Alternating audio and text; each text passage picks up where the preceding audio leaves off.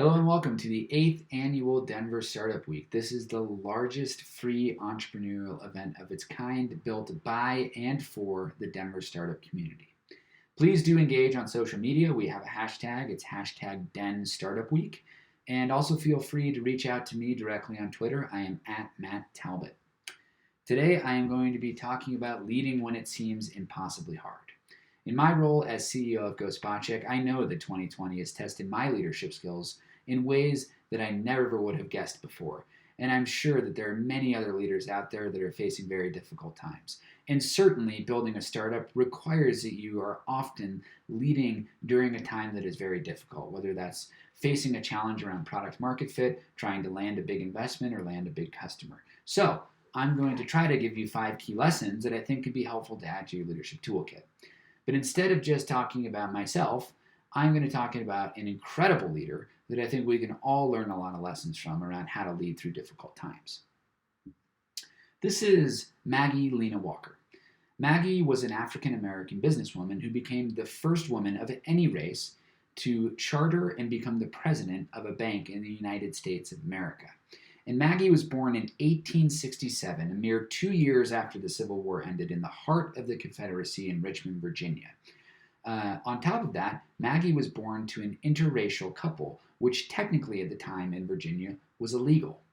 And as if her childhood could have gotten any more difficult, her father mysteriously disappeared when she was 9 years old, ostensibly murdered for marrying an African American woman. So this meant that at the age of 9, Maggie had to begin working as a laundress to help provide for her family. But her mother was very focused on Maggie continuing her education. And because Maggie was so driven and precocious, she ended up graduating high school at 16 years old. And her period in high school turned out to be a very influential time on her because she got introduced to an organization that would become her life's work. That is the Independent Order of St. Luke. The Independent Order of St. Luke provided services to the African American community in Richmond, Virginia. 2 basic services. One was healthcare. In case any African American member got in some sort of medical emergency, the Independent Order could provide basic services to help. And the second was what was called a death benefit, which meant that they would assist in the burial of every African American member, ensuring that they had a proper send-off at the end of their lives. Now, Maggie rose through the ranks of this organization when she began working there full-time after high school. And by the time that Maggie was 30, she took over as the president of the organization. Sounds like an incredible success story. Unfortunately, the organization was on the brink of total financial ruin. At the time, they had $31 in assets and over $400 in debts, meaning they were on the brink of insolvency. It had gotten to the point when Maggie took over where many members of the board of directors said simply, "We should just fold the organization and move on." Maggie refused. She said, "It is our duty to serve our African American community, and I'm going to do everything in my power to turn this organization around." Maggie studied the numbers and acted swiftly to make some changes in the organization. The first thing she did is she took a salary reduction, cutting her pay by nearly 40% to ensure that she could have the dollars available to help the community. The second thing that she did was streamline the organization and consolidated the operations to ensure that they could be streamlined and focused. The third thing she did was cut some staff to reduce the overhead. And then finally, she went out into the community and used her skills as a trained teacher to convince people to join the Independent Order. Over those 2 years, she increased membership by 1,500 members, nearly doubling the membership base of the organization. This enabled the company to the organization to get into a healthy spot financially. And this would have been an incredible success story as is. A very young president coming in, an African-American woman, turning around an organization in the early 1900s to financial success. However, for Maggie, this was really just the first act of her master plan. And she began working through a strategy that would enable her to build 3 complementary businesses that would help support the African American community in Richmond. The first thing she did was start a newspaper, the St. Luke's Herald. And this was really important for the community in Richmond because the white newspapers at the time were not covering the African American community, meaning that the stories were not being told and shared. So the power of information here was something that Maggie saw immediately and established an operation to begin distributing a paper to the African American community. The second thing that she did is she opened up a retail store. Now, this probably seems straightforward enough in today's day and age, but in 1910 in Richmond, Virginia, as an African American woman, this was incredibly difficult to do. In fact, the other store owners in Richmond, who were predominantly white men, began to try to block her from opening the Emporium. However, she fought hard and ended up getting the Emporium open and ran it successfully for over 10 years. Finally, her master stroke was ensuring that the African American community could have proper access to banking.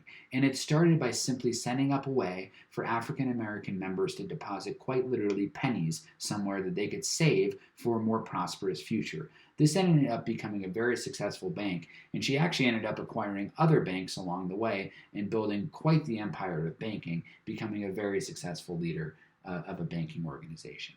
So all of this is incredibly impressive, and Maggie was wildly successful in turning this organization around.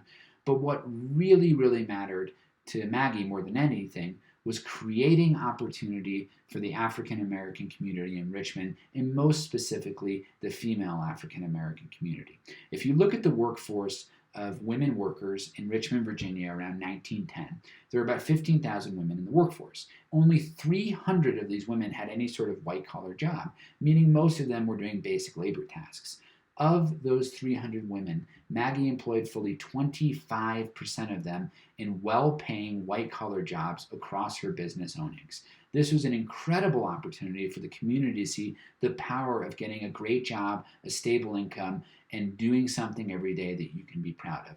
This was truly the mark that Maggie left on the community and enabled a fulfilling prophecy where everybody in the community saw the opportunity for great prospects to become a prosperous member of the society. So, there are 5 key lessons here that I think any leader can walk away with, and these are certainly things that I've tried to implement in my time as CEO of Go Spot Check. The first thing first is, as a leader, you need to hone yourself first. That means finding ways to improve your education, finding ways even during difficult times to stay sane, whether that's exercise, meditation, or finding a friend to vent to. It doesn't really matter. Work on yourself first. That's the most important thing. Put on your mask before helping others. Here's a great quote that I think is really resonant about this effort. You want to know how to paint the perfect painting? It's easy. Make yourself perfect and then just paint naturally.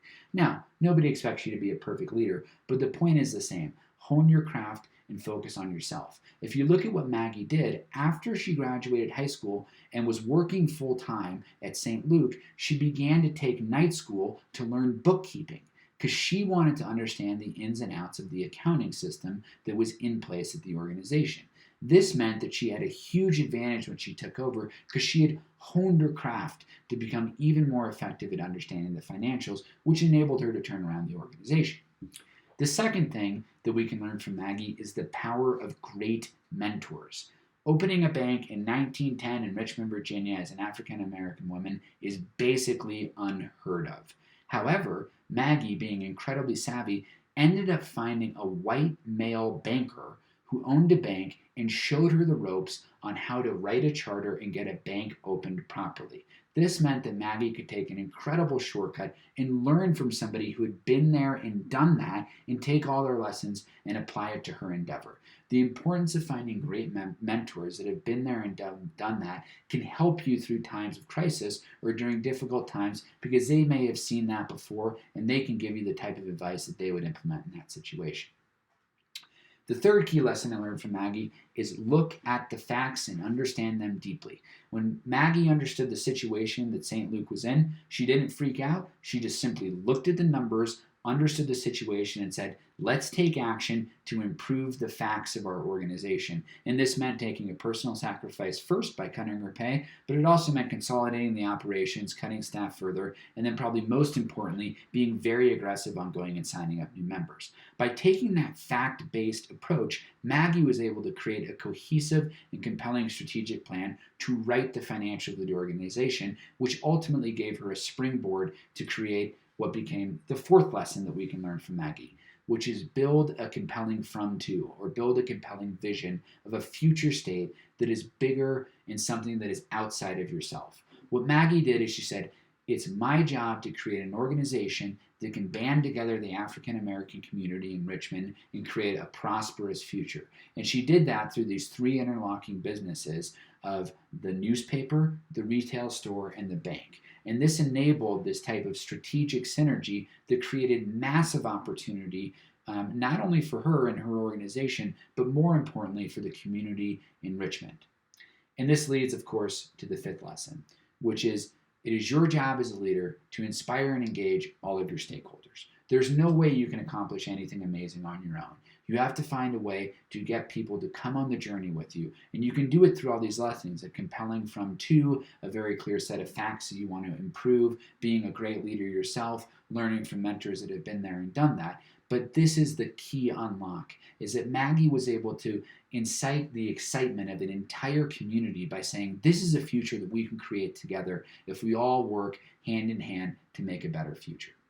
So those are 5 key lessons from Maggie and 5 key things that I hope you can add to your leadership toolkit. And as I wrap this up, the last thing I want to say is I understand that being a leader is incredibly difficult. And I encourage you, even when times are very difficult and you're facing a crisis or you're facing a very difficult year, to enjoy the journey. Because the journey is really the thing that matters. So I hope you've learned a couple things today that you can apply to your leadership toolkit, and I really appreciate you listening. Have a fantastic day.